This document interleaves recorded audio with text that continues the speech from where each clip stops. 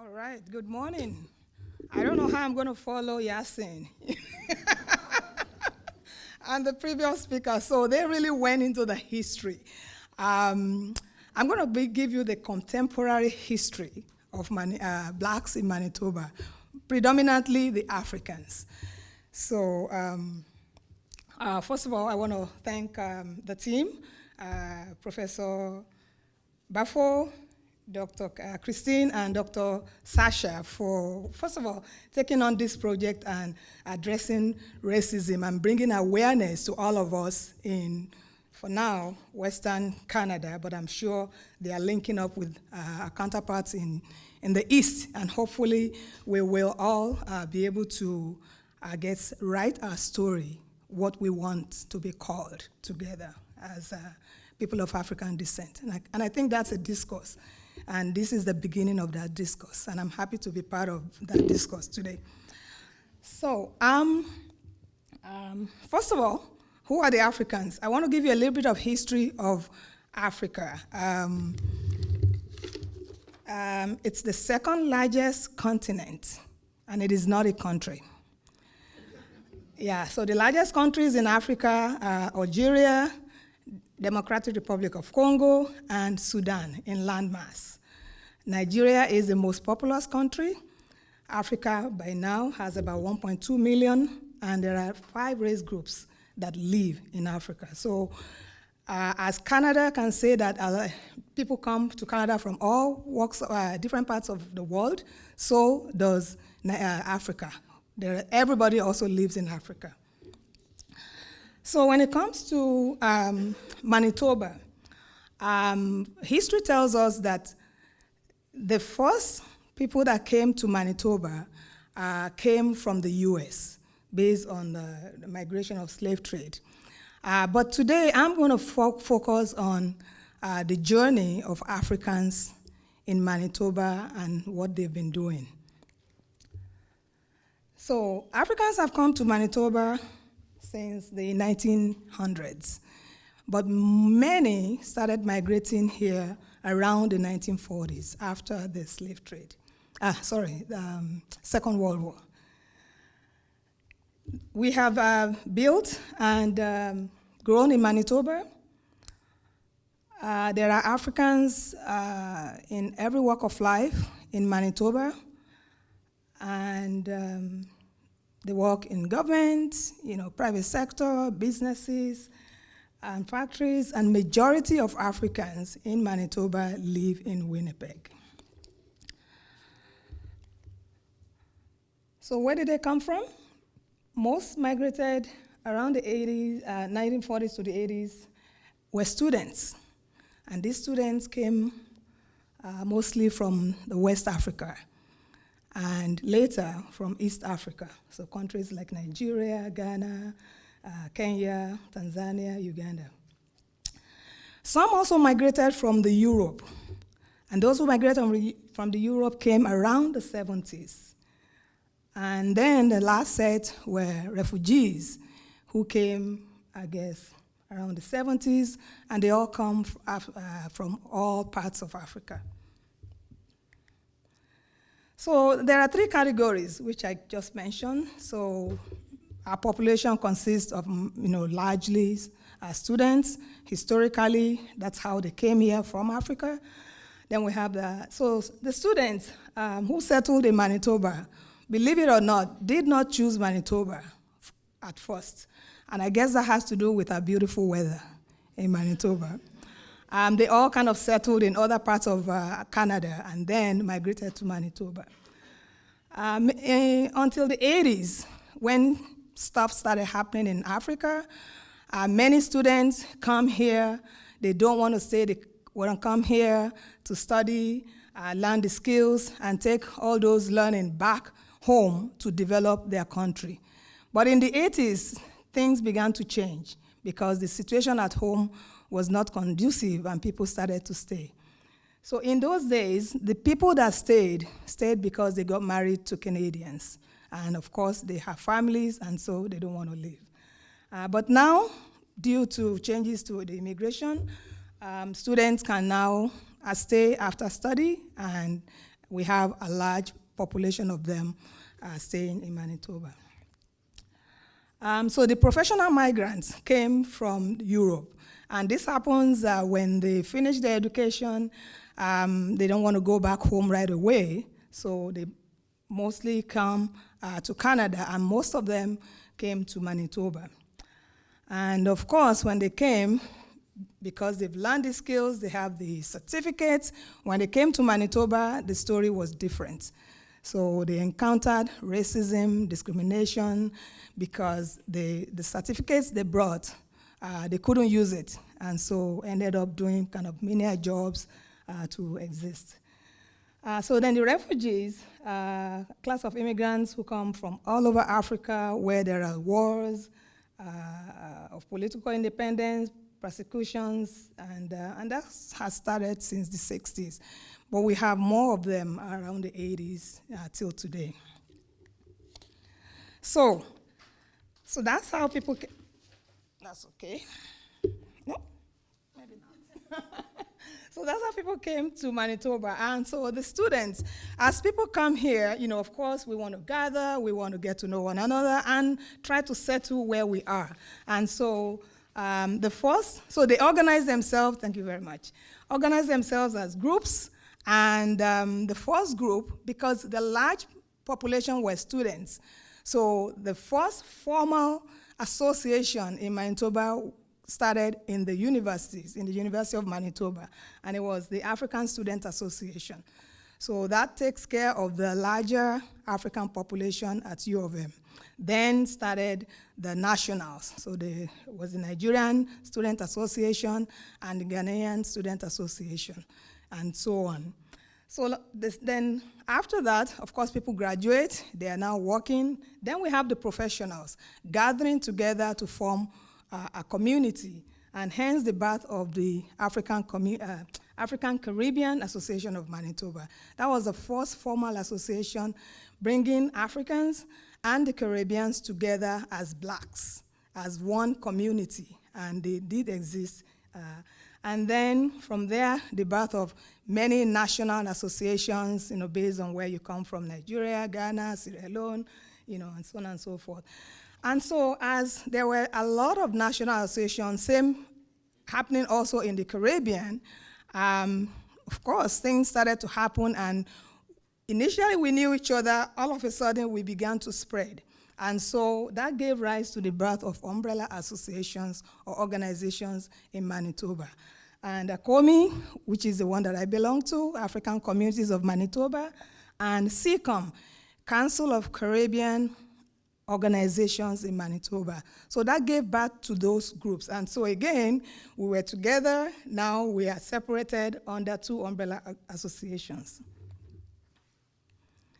So social profile. So these associations help, of course, that's what they do, help new arrivals to settle, show them the way so that they don't get lost, and learn from the experiences of people who have been here before. Very few of our associations, even till today, have facilities of their own. And ACOMI has a resource center, but our dream is to build an African center. And the dream continues, and we're going to talk to you more about it during Tolu's presentation. Politics. Who here doesn't talk about politics? And especially Africans. We know that where 2 or 3 Africans, especially men, get together, they're most of the time talking about politics. So they talk about politics at home because they are still connected and they want to know what's happening. And they also talk about politics from here, where we live. But with the amount of time spent talking about politics, you will think that Africans or people of African descent will be well entrenched into the Manitoba politics. Well, sorry, the story is different. No, we're not. And we'll talk about why later on in my second presentation. So our cultural profile, yes, people of African descent, marriage, very traditional. We still believe in the institution of marriage. Language, many still speak their language because we have that opportunity in Manitoba to continue to practice our language and our culture where we are.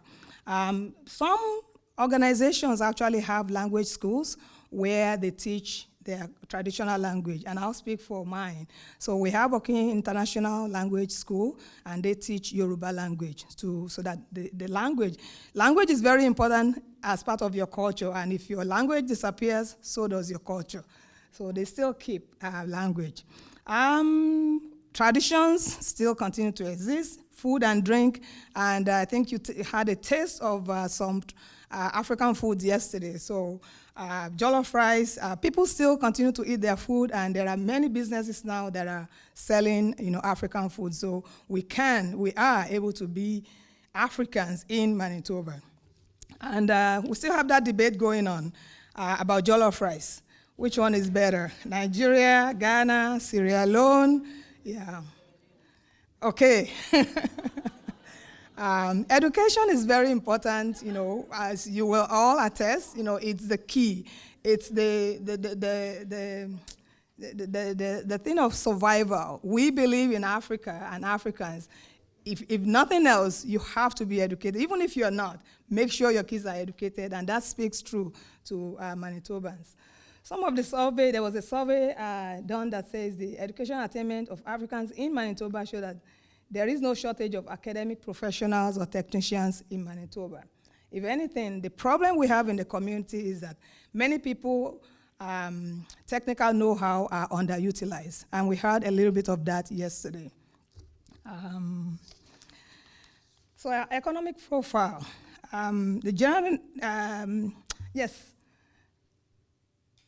Africans or people of African descent are well entrenched in the labor force. And if you notice, and I think this trend is across Canada with the economic stream of the nominee program, a lot of people are skilled and they come here and they work, whether they work in their profession or not.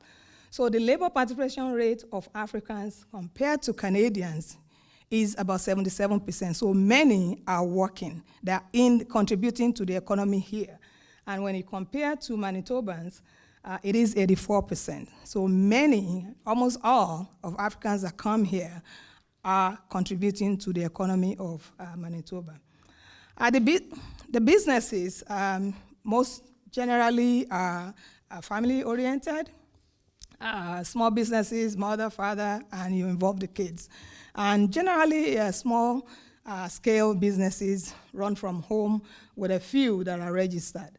But lately, with the business stream of the Manitoba nominee program, we've seen an increase in formally established and big industries coming to Manitoba. So people own a big grocery store, a chain of grocery stores, real estate, apartment buildings. So our contributions to the business is beginning to increase.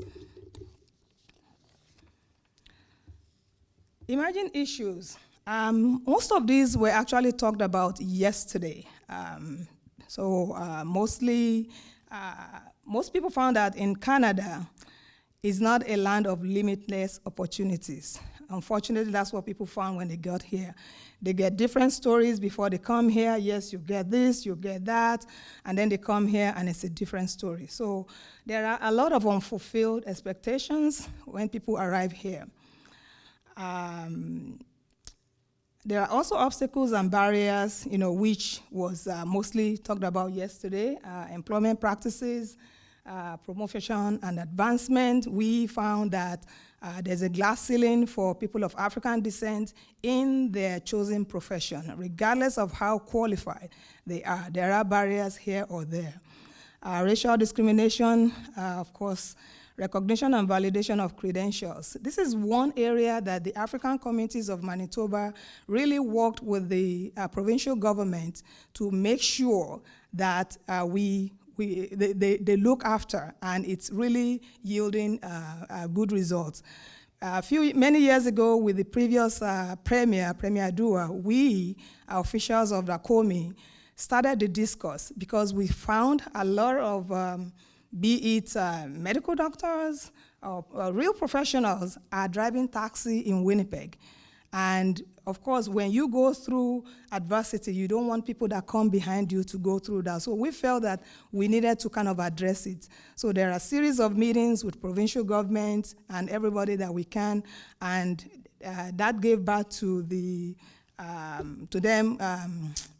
Forgot the name of the committee that they struck, but that committee was supposed to do credential validation. So whenever anybody comes to Manitoba now with your credential, you go there and they put you through some of, I think, courses, and you will be able to get a job, following the path in your chosen profession. So the cause of people being a medical doctor, now working as a janitor, is beginning to fade in Manitoba, and we're happy to see that. Affirmative action and employment equity, that still continue to exist. Talking of employment equity, I was saying yesterday that even if, I work for government and I do hire staff, I sit with the hiring committee. So when they say check yourself if you are for a visible minority, yes, so they give you extra points. So before the interview, you have maybe 5 or 10 points. But you know that when you are being scored, those 10 points can easily be eradicated in the scoring. So you got the 10 points, but if they score you low on other areas, those 10 points are gone. So it's really important. When somebody yesterday talked about being at the table, I found that some of the hiring processes that I've been involved in, if I wasn't at the table, some people will not be hired. Because when we're scoring, you hear things like, I didn't hear what she said.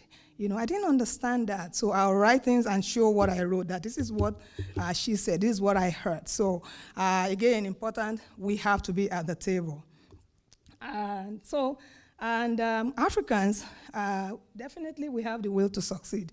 This is entrenched in our culture, and in spite of the social, political obstacles, our members still feel very optimistic that things will improve. That comes from how we were raised. So in conclusion, most African Manitobans are hardworking.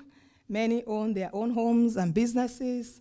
And we're seeing the difference that many in the white communities are beginning to show a more positive attitude and understanding of us in Manitoba. Many are visibly working in, you name the profession, you'll find people of African descent working there. And this has been good role models for young people to see, because if you go somewhere and you see a black person working there, you have something to aspire to, and they are good role models for the young generation. So as we continue to work together, we're hoping to continue to improve the lives of people of African descent in Manitoba, and I'm sure this story is replicable in any parts of Canada. Thank you.